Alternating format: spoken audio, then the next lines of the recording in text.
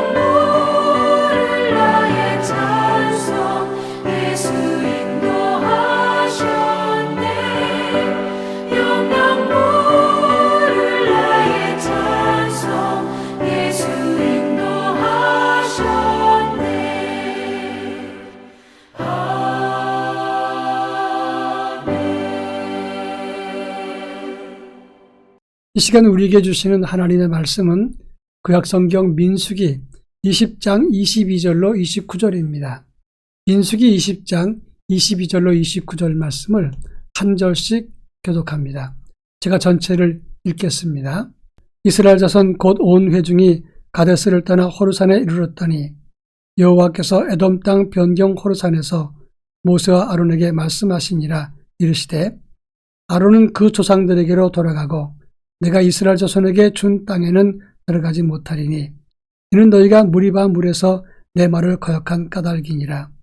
너는 아론과 그의 아들 엘르아사를 데리고 호르산에 올라 아론의 옷을 벗겨 그의 아들 엘르아사에게 입히라.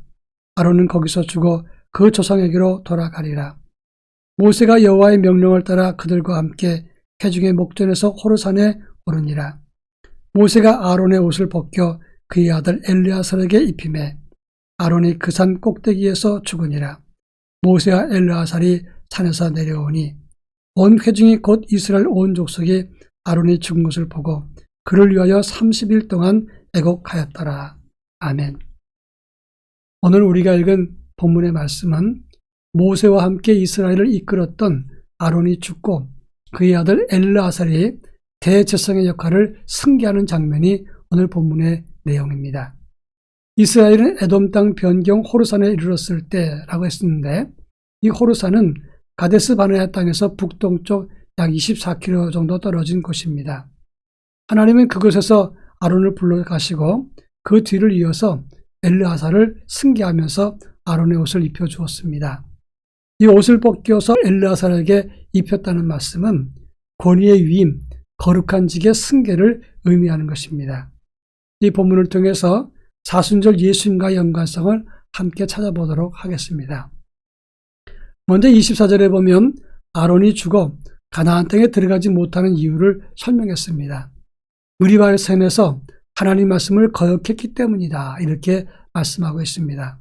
그리고 그는 조상들에게로 돌아간다고 했습니다. 이 조상들에게 돌아간다는 말은 세상을 떠난다는 것을 의미하는 것이고, 가나안 땅에 들어가지 못한다는 말은 천국에 들어가지 못한다는 말이 아니라 약속의 땅을 보지 못한다는 것을 의미하는 것입니다. 왜 그랬을까요? 그 당시 모세와 아론은 이스라엘 백성들이 무리바 샘에서 하나님을 원망하고 거역했을 때, 그리고 하나님을 대적했을 때 대단히 진노했다고 하는 겁니다. 이스라엘 백성들은 하나님을 원망하면서 물도 없고 파종할 것도 없고 무화과도 없고 포도도 없고 송려나무도 없고 이 나쁜 곳으로 우리를 인도했다라고 이야기했습니다. 이들은 원망과 불평투성이었습니다.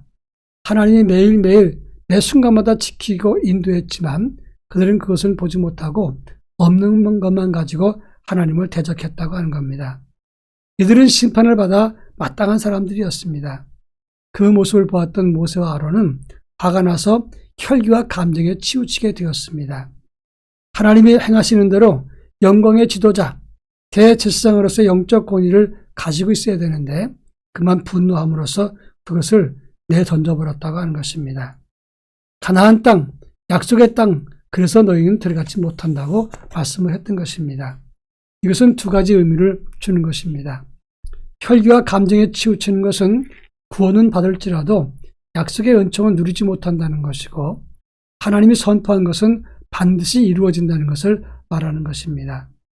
그런가 하면 오늘 본문 26절과 28절에 보면 아론의 옷을 벗겨서 그는 조상에게로 돌아가게 하고 엘르아살에게 옷을 입혀서 대제사장직을 승계하게 했다고 말씀하고 있습니다. 이것은 두 가지 의미를 주는 겁니다. 첫째는 대제사장직의 불완전성을 말하는 겁니다. 대제사장의 직무를 감당하다가 죽거나 죄를 지으면 감당할 수가 없습니다. 그러니까 첫째는 그 대제사장직도 사람에 따라서 불완전할 수 있다는 것을 말합니다. 또 그런가 하면 두 번째가 대제사장직의 일시성입니다. 살아있을 동안, 하나님이 허락한 동안만 그 직을 감당할 수 있기 때문에 영원한 것이 될 수 없습니다. 그래서 대제사장직의 일시성이라고 말할 수 있습니다. 하나님 백성들에 대한 구원과 하나님의 보호와 인도, 그것은 영원한 것입니다. 그러나 그 일을 수행하는 사람들은 영원할 수가 없습니다. 따라서 그 일을 감당하는 사람들은 그 일을 수행하는 동안 최선을 다해야 되는 것이고, 동시에 하나님 마음에 들고 제대로 감당할 수 있어야 된다고 하는 것입니다. 이제 마지막으로, 그렇다면 이 본문과 예수님과 어떤 상관성이 있느냐 하는 점입니다. 인간은 대제사장, 불완전하고 일시적으로 영원할 수 없다는 것입니다.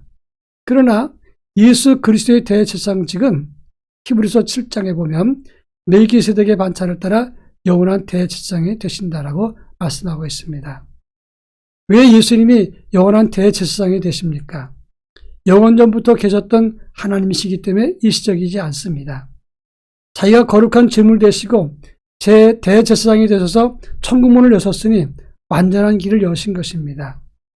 그리고 세 번째로는 오직 죄 없으신 한 분으로 영원한 속죄를 이루셨기 때문에 그 한 분으로 인해서 완전한 그리고 영원한 속죄를 이루셨기 때문에 영원한 대제사장이 되신다 말씀할 수 있습니다. 우리는 구약의 제사, 불완전한 대제사장으로 인해서 구원받은 것이 아닙니다. 완전하고 영원하신 예수 그리스도 대제사장 되신 그분으로 인해서 천국문을 여시고 우리가 구원 얻게 된 것입니다. 따라서 우리가 구원받게 된 것을 영원한 대제사장 되신 예수 그리스도로 인해서 구원받게 된 것을 기억하고 그분께 감사하는 믿음을 가질 수 있어야 하는 것입니다. 다 같이 기도합니다. 우리가 예수 그리스도로 인해서 구원받게 된 것을 감사하게 하소서라고 기도하겠습니다. 두 번째로는 우리도 대를 이어서 예수 안에서 직분받은 것을 감당하고 그 믿음과 구원 안에 살 수 있도록 해달라고 기도하겠습니다. 다 같이 기도하겠습니다.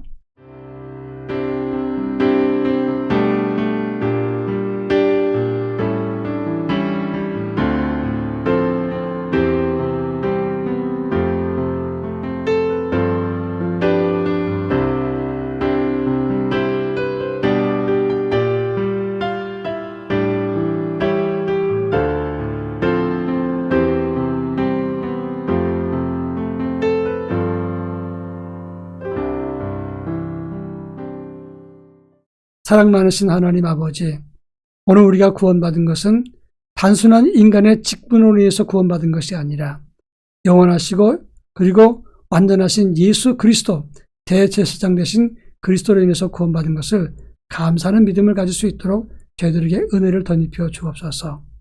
이 구원의 감격과 감사, 그리고 우리에게 주어진 직분, 이것을 대를 이어서 감당할 수 있도록 저희들에게 믿음과 경건한 영성을 허락해 주옵소서.